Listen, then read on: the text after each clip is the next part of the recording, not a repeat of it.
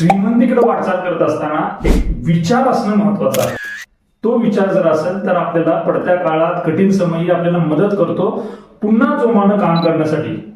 तसंच गुंतवणूक करत असतानाही आपला एक महत्वाचा विचार असणं गरजेचं आहे. तेच आज आपण या व्हिडिओच्या माध्यमातून पाहण्याचा प्रयत्न करू.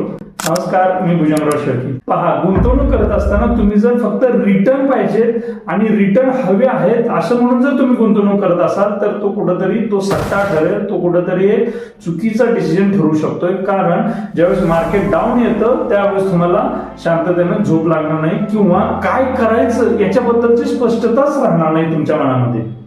आणि ज्या वेळेस डिसिजनची स्पष्टताच राहणार नाही अशा वेळेस तुम्ही खऱ्या अर्थानं श्रीमंतीची संधी निसटून जाईल तुमच्या हातात. इन्व्हेस्टमेंट करत असताना आपला एक दृष्टिकोन जर असा ठेवला कसा, जर आपण उत्पन्न निर्माण करण्यासाठी म्हणून आपण हे गुंतवणूक करतोय तर तुम्हाला कळेल की आपण इन्व्हेस्टमेंट करताना काय केलं पाहिजे ते.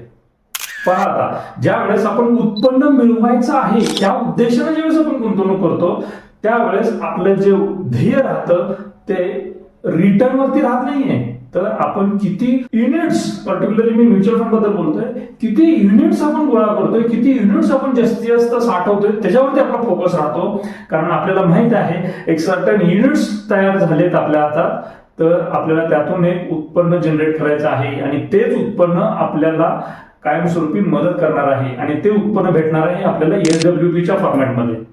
मग SWP जर चालूच करायचं असेल तर मोठ्या प्रमाणात आपल्याला युनिट्स गोळा करणं गरजेचं आहे. असा जर तुमचा दृष्टिकोन असेल तर ह्या पडत्या मार्केटमध्ये ना तुम्ही ह्या मेगा सेल लागल्यासारखं तुम्ही भरपूर युनिट्स गोळा करत राहणार आणि हीच युनिट्स गोळा करणं तुम्हाला श्रीमंतीकडे घेऊन जाणार आहे. मित्रांनो, बघा पडतंय का ते?